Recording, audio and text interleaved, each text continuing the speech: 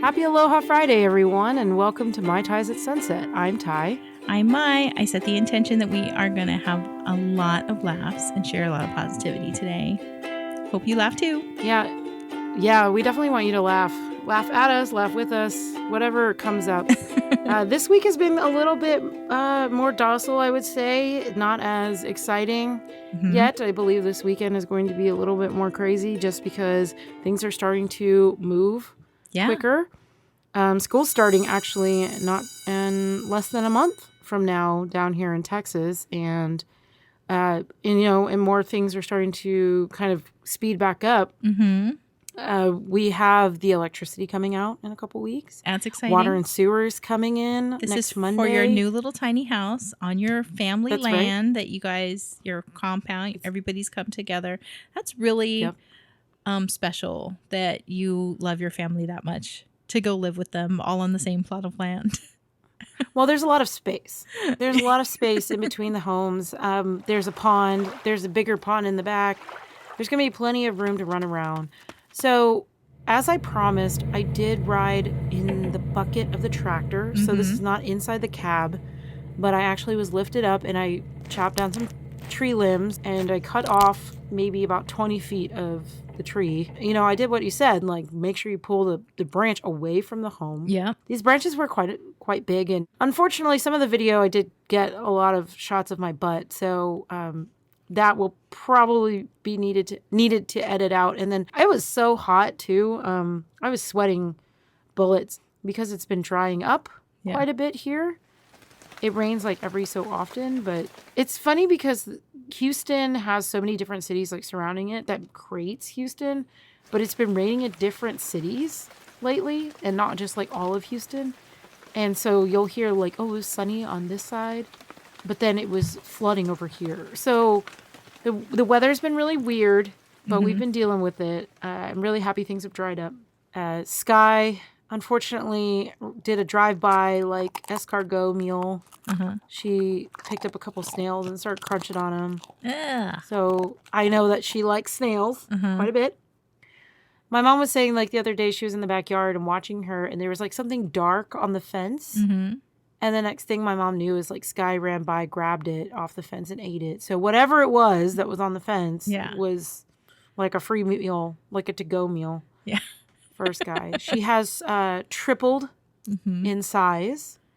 So she's quite bigger and heavier. And she's ready to be set loose on the land. She's chipped. She's getting an electric fence collar. And so... Can you lift her? I can lift her. She's not as heavy as like, Ginger. Ginger's not heavy. Okay. Well, Ginger used to be over 40 pounds. No, she was never that big. She's like 25, 30 pounds. Really? She looks max. Bigger than that. It's her long legs. She just has long legs. Excuse me. Yeah. She's a sexy little fox terrier mix. Yes. Fox terrier mix. I was thinking about your dogs and how you said they're all named after strippers. I was thinking your next dog should be named like Dakota. What is it? Mahogany. I'm trying to think of all the like stripper names I've encountered in my life. Yeah, okay, I'll think about it. I just found something Dazzle. interesting. Dazzle. You remember Glitter? Razzle. Glitter. You remember when Star. we were talking about Poltergeist and how I thought that the premise of that movie was not real? And then just so funny, I was listening to these horror story movies like you were watching something today. And I was watching American Horror Stories. And only in the daytime. I watch like all my ghost hunter shows. I usually only watch those in the daytime too. I can't watch those at night. Scary at night. But the Poltergeist thing, which I thought was silly premise, but I just came across this story that in Houston, in Crosby, Texas. Crosby? Okay. Crosby. Yep, Crosby. Newport subdivision or something. That is an entire subdivision built over a cemetery. Awesome. I'm so glad I don't live there. It's I've never been there. It's like... That's so weird. Houston, Texas. You could actually go there. But all those houses, there's a lot of houses in that subdivision built over something called Black Hope Cemetery. And the last bodies were burial was only in the 30s. Oh dear. So they should know. That's less I hate to than say 100 this. years. I hate to say this, but sometimes, like, driving around and looking at cemeteries in Houston, they do have the best real estate. I mean, just location. Yeah. I don't know if they disclose that to the people who bought homes there. Apparently, in the story that I read, where there was a couple, or there's several families, I think, that might have sued. They said they were never told by the developer that their homes were built over. So just like I wonder. We talked about in a couple episodes back about flooded cemeteries to turn them into lakes. I mean, prime real estate. Ooh. It's true. Location. So, I mean, you gotta ask, I guess. You gotta know, you gotta do the research before you spend whatever money you're gonna spend, unless it doesn't bother you. Right. I mean, I guess if it doesn't, but if you have like some kind of like supernatural encounters, I would imagine that would be something that would be bothersome. Ghosts are just people. Let's just remember, ghosts are just That's true. people. And if you're nice to them, I'm sure they'll be nice to you. You just got to share your house. Well, I don't know about that, because American Horror Story, the first one about Murder House, and there was a revisit back to the Murder House in the first episode. The ghosts actually kill you, so you stay there. That actually is a thing in the ghost community, that there is some kind of, it's like, okay, so I know a few people who they talk with ghosts and they have these kind of things and they help them to move on. But they have been told multiple times that something told them that they need to take somebody else's life so that they could move on. It was like a soul for a soul. Oh. And that's actually something that I've heard from multiple people who kind of are in that field, like psychics and I guess psychics. That they've, and it's not in just Hawaii, it's like around the world, that they've encountered that same information, that it's a soul for a soul so that you can move on. Now so if I could just say anything for anybody, just remember, as a living person, that's not true. The only reason that you're trapped there is because you're deciding to be trapped there, Huh. You can always move on. Well, these American Horror Stories are actually pretty good. Mm-hmm. The first 2 episodes are like one whole story, and the second one was like quite decent. I think that, you should check it out. It's on Hulu, I believe. Okay. I just found out I had you have Hulu. a Hulu subscription. I didn't know. My brother actually pays for Hulu. We kind of have this thing. Like, I do Amazon. My mom does Netflix. My brother does Hulu, Right. Disney, ESPN, that bundle. I also do HBO and YouTube TV. YouTube TV has been sucking kind of on and off, Has it? Some of the, like, NBC right now, the Olympics are on and it's frozen. Can't even watch it. It's kind of, My mom is like really stoked about the Olympics starting. I know the growing trend is on every social media is about their kind of bedrooms that they're set up with. I don't know if you've seen that, but their beds are made out of cardboard. oh wow. There's like this whole art movement where they make furniture out of cardboard. Right. So they did that to kind of be more sustainable, because in the end, the Olympic Village is going to get torn down or used for something else, and they have to take all those beds out. But it was interesting. They have styrofoam, or like kind of like a foam, and it has different numbers on it, and it's a different type of level of softness. Okay. So they had like 80, 100, 120, 140, and you could change the softness of the bed and that was like kind of their mattress. And then they had another mattress topper on top of it. It was very weird. I watched this whole thing on introduction by that's really neat, the though. U.S. women's volleyball team, and they were showing how strong the beds are, because they were saying the beds were made out of cardboard to deter the athletes from having sex with one another. Oh, well, that was the whole reason. And I was like, I don't think so. I think people will be creative in some way. It's weird that the Olympic Village, like all of the country's athletes, like all stayed together. Mm-hmm. I was like, there is some promiscuity going on up in here. And here. I've heard stories like that all the time. But I know that I think crazy. the big stories coming out of the Olympics is how many of these athletes who go in vaccinated are coming down with COVID anyway, and then they're losing their place to compete. I know. Doesn't that suck? Like, that's your whole like dream, is to go to the Olympics. Mm-hmm. You get to the Olympics and then you have to withdraw because you've gotten COVID. And but you're not going to have any fans there or anything. I was like, how quiet. Yeah. And how, like, usually fans make the difference, right? If you imagine like 30,000 people cheering you on, even the opening ceremonies, like the fans make a difference. And I was kind of disappointed to hear that, one of the alternates for the U.S. gymnastics team, the women's team, I was really happy it wasn't Simone Biles or any of the main people who were going, because they're so talented. But I was really sad to hear that one of the alternates came down with COVID. And back in the day, they would have competed if they had a cold, a flu. Oh, absolutely. Fever. It wouldn't have mattered. They would have fought through it. But for some reason, COVID is different. It's a different ball game, and there are rules, and the rules are there for a reason. It's because people actually die from this one. I mean, they die from the flu too. I don't know. It's interesting to see, like, there are countries being represented that don't have the vaccine yet currently available to their country, but their athletes all have it. So hopefully this also spurs some kind of movement where to bring the vaccine.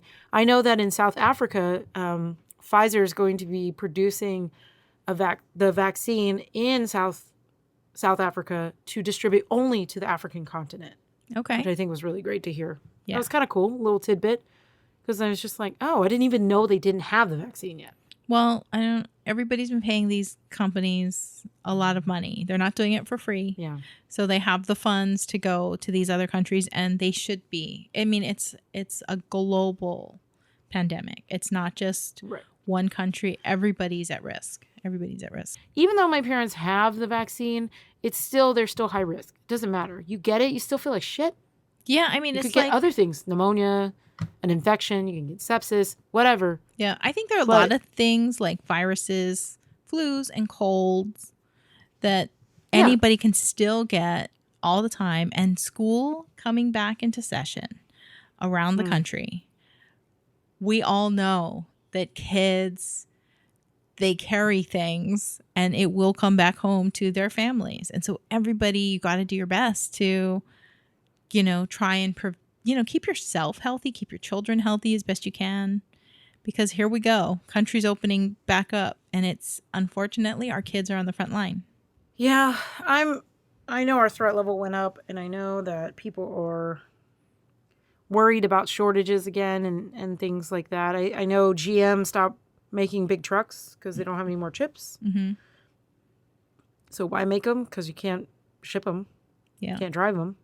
It's interesting when these manufacturers, they don't have all the components, and these smart chips that are in kind of everything from toaster ovens to cars and everything in between. Who can afford to buy them if nobody's working? I agree. Why? I mean, inflation. The classic... I'm going to tell you something. So back in the day, an economist was talking to me, very much into finance and everything, how trends are, supply and demand. He said the number one thing you can tell if the economy is doing good is if men's underwear is selling well. Because most men will not buy new underwear if the economy is not doing well. Because they have no reason to replace it. But if it's doing well, they will throw away their old undies. Yep. So, because women were more likely to buy loads of underwear, Victoria's Secret, Tommy John, all those places. Right? Every time you go out, you walk a pair and you're like, I need these. Yeah, or Victoria's Secret gives you a free coupon to get some, But they're saying men, on the other hand, they will not replace it unless they really need it. Or they're making good money. So if you think about that. So we need to here's another thing. Ask different men? I don't think so. I think this is like a common thing because they really don't wear it for like fashion purposes. They wear it for comfort and cooling purposes.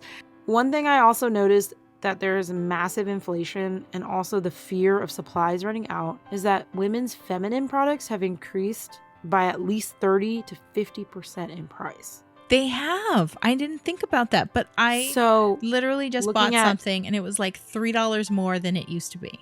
Yes. So something that I usually buy, $5 more plus tax. Yeah, those are like basic necessities for women that you need. You know, half the population, 50%. The funny thing is I was talking to my brother about like inflation and stuff, and I go, I have noticed mass inflation and markup when it comes to feminine products. And he goes, well, I know nothing about that, so I don't know what you're talking about. And I go, well, you're about to find out because you have 3 kids and they're all within a certain age range, of each other. So eventually, every month, you're going to have to purchase these items for not just 1, but 4 women in your household, possibly 5. I have a friend in the future because if he has another kid. He's he has 2 daughters. He's single. And this was a long time ago when he was divorced from his wife, but he would say every time that he had, the week with his daughters, he said he would go through like all of his toilet paper when his daughters were there. But when it was just him, it would be like the one roll would last forever. The girls are different. We actually take care of ourselves and wipe. Thanks. Yep. And it's not, and toilet paper is so versatile because it's usually one of the cheaper paper products that you have in your house. You use it for like your face care and taking off your makeup. And I grab it and I'll put the acetone on it, take off my nail polish. I mean, it's just multi-purpose. So girls, we've learned to use it for everything. Well, I'm not going to lie. We panic bought this last weekend. My mom and I bought paper towels, water, and well, I say get it now, if you have the room to store it, because it is hurricane season and it's not for both of us. For both of us. So I'm just really glad the weather has just spun around 180. It was gray and gray and gray and cloudy, and then today it is blue skies. It's absolutely beautiful. So I guess that storm system I thought it turned into a hurricane and then maybe it finally broke apart. Felicia. She's gone now. Bye, Felicia. Wait, Felicia. Last year there was a Felicia too, so I'm surprised that they just ran through it again. It depends, right? Oh, but you know what? You're the typhoon. Yeah. Because on the East Coast versus the West Coast, there are different names. Yeah, different names for different place. Depends on where it formed. And they have the A to Z list, right? So it goes down the list. Over. Starts over. I know. There's never been like a Hurricane Tai or Hurricane Mai before. I haven't heard of Zelda either. Typhoon Mai. Oh, that would be terrible. That sounds intimidating. Hey, guess what? My brother thought he wasn't going to get any offers for his old house. He got 50 offers in one day. Oh, but a lot of them were sketchy. They were going to pay over $100,000 over asking price. But if the appraisal didn't come back, they would take it for the selling price. It was very like weird verbiage. It was very sneaky, he said. So he wasn't going to go for any ones that were like outrageous offers. Were they all in-person kind of offers? Yeah, pretty much. I think for the realtor on the open house. So in Hawaii, we've had a lot of purchases happening sight unseen. Yeah. Because it's a lot. Like, in fact, I have my own family, my cousin. She bought a house sight unseen on the Big Island. Really? Yeah. No, okay. Luckily, my aunt is a realtor. So she went over there. She made sure. She flew over there. Well, my aunt lives there. My aunt lives on the Big Island. Oh, okay. And she's a realtor. So she went to go scope it out. And she was like, I'm going to make sure that you're going to. It's legit. It's legit. And we're going to get you a safe house and your price range and everything. But, if you don't have those family connections, you know somebody who's going to check out the property for you. That to me scares the crap out of me.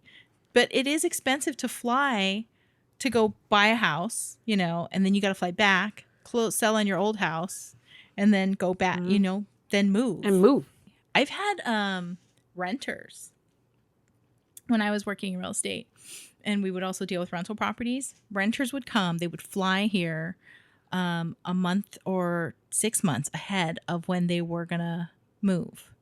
And then they would check the neighborhoods out, and then we would try to lock in a property that would be available for when they came back, or at least a neighborhood, because they would find the right schools if they had kids and, things like that. That's interesting. But I imagine nowadays, because gas is so expensive.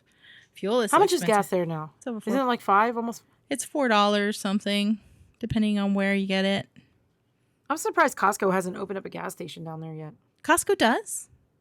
Oh, yeah, that's right. They do have it. Oh, I'm sorry. Costco, Sam's Club, those are going to be cheaper. If you're military, sometimes the military bases are a lot cheaper. Yeah, that's true. I remember gas being so expensive, but I didn't I didn't want to drive too much. It's amazing on tiny little islands how much gas you need to just drive Well, around. It's so much stop and go. Yeah. Yeah. It's stop and go everywhere.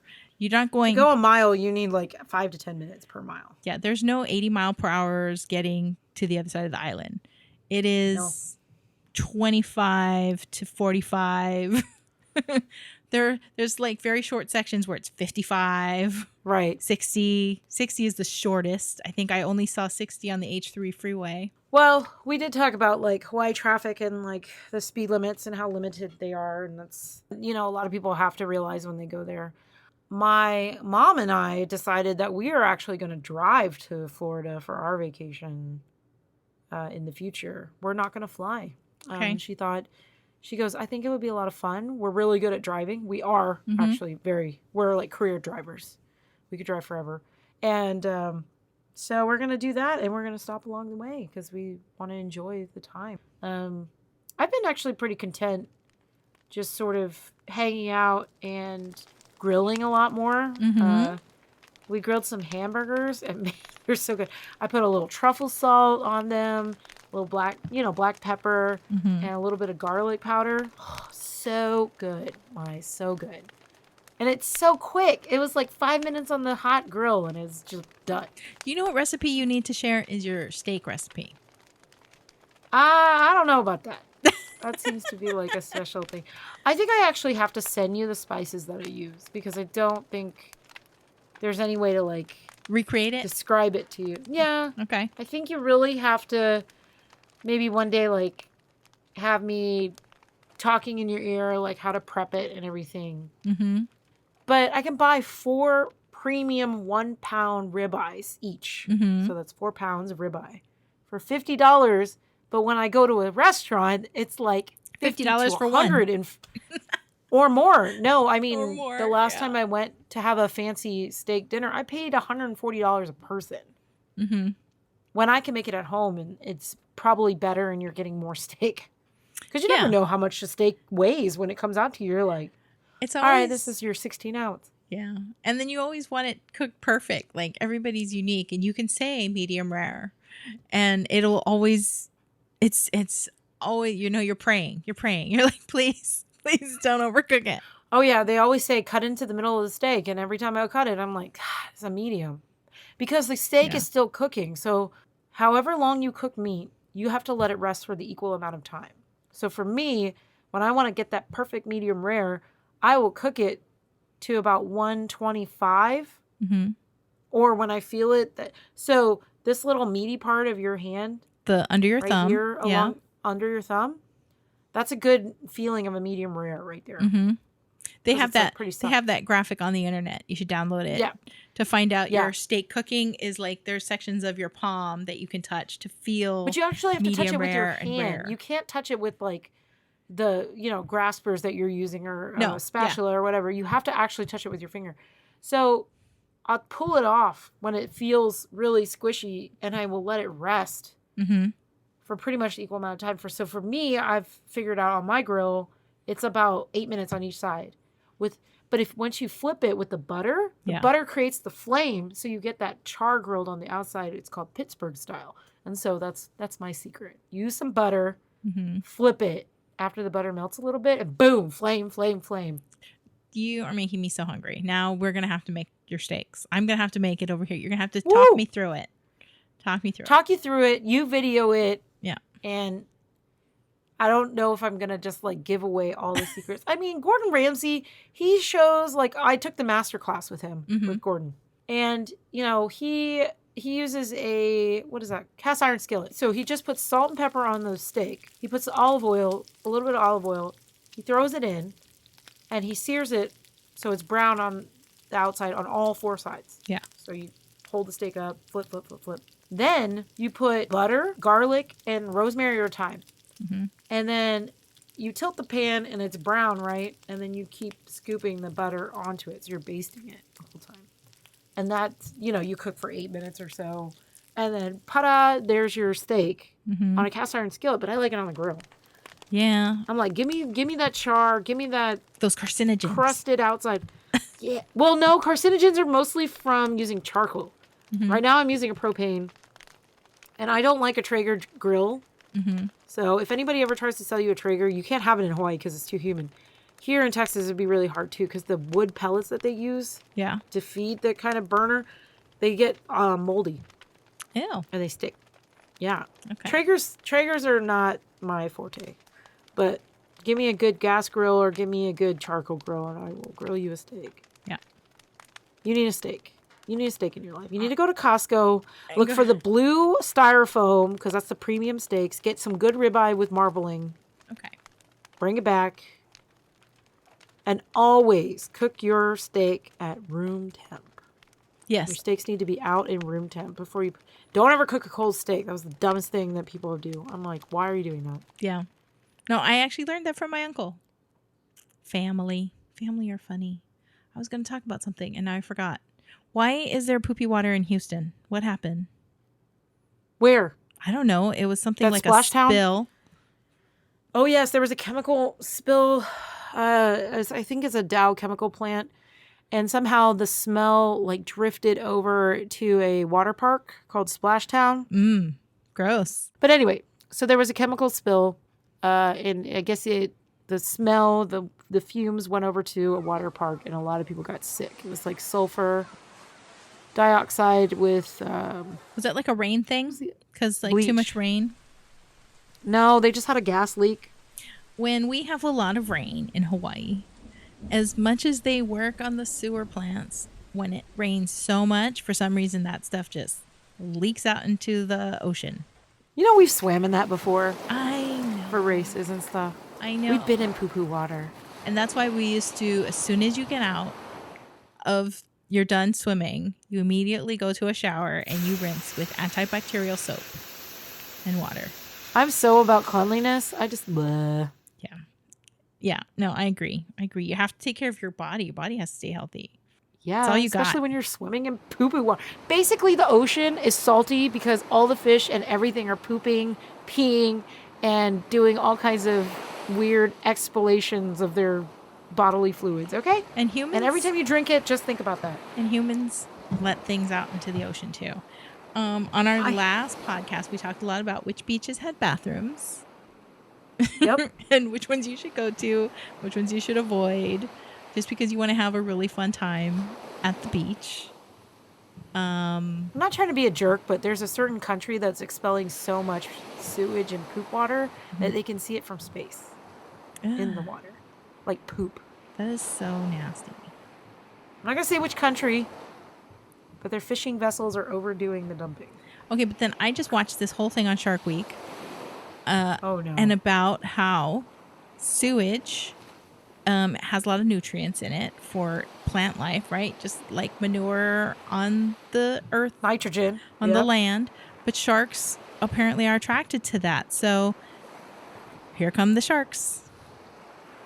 Here comes the poo-poo water. Yeah. Here come the sharkies. Mm-hmm. I don't know why they like poop water. That's kind of gross. And then we eat sharks. You know, have you ever had a shark so close that you could smell them? They smell like rubber. I don't know if I've They smell like burnt tires. Do they?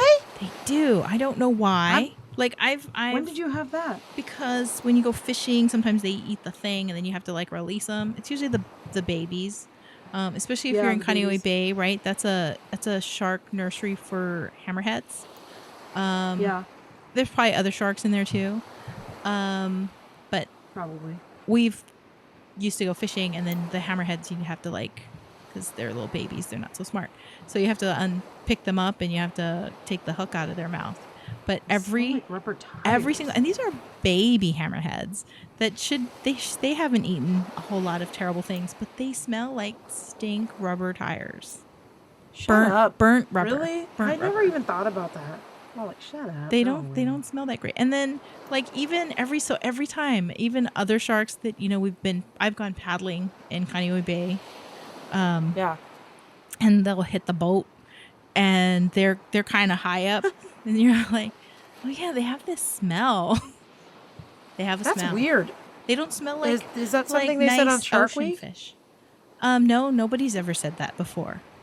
Can you Google that? Because I need like more information onto why they stink. Are you sure? Look, this is from personal experience. This is just from personal experience. But they have a smell. Oh my gosh. They don't smell. Do you smell it like only when they come out of the water, or are you sure they're not excreting something kind of smell? I don't know. That's just my own personal experience. I don't know if I've ever told this on the podcast before, but when I was a child, I was out in Kaneohe Bay on the sandbar, and I think I was like, I don't know, I want to say maybe 12, 13. And I went out to, we had our little tiny sailboat, and he's out there scrubbing the bottom of the boat. And there are 20-foot, like Cal 20s parked at the end. So meaning like they're 20 feet long, these hulls. And there's 2 of them. And I'm walking out because where they are is definitely the edge, because they have long keels, so they can't come up onto the sand. And I don't know why I just didn't walk to the right or the left. I had to walk like this football length section, the furthest point away from my father, to go see the edge of the sandbar.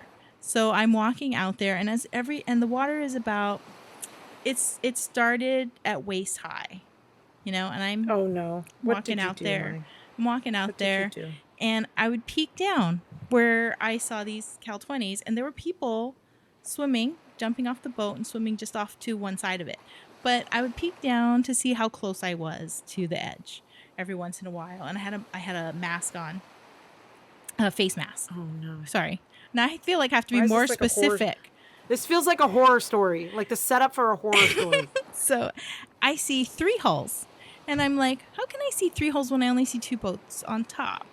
So I get closer and closer and closer. And eventually I am so close that I can see these people swimming on the right. They're loud, they're splashing, and I bend down under the water, and I see 2 hulls and a shark that is the exact same size as these boats. And first of all, I can see its eye, I can see its what do you call, like the gills, and there's big scar/slash marks on it. Oh no, it's Bruce. But it's Bruce from Jaws.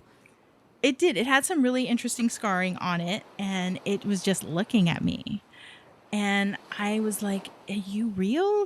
And I stood up, and then I went back down, and it was still there.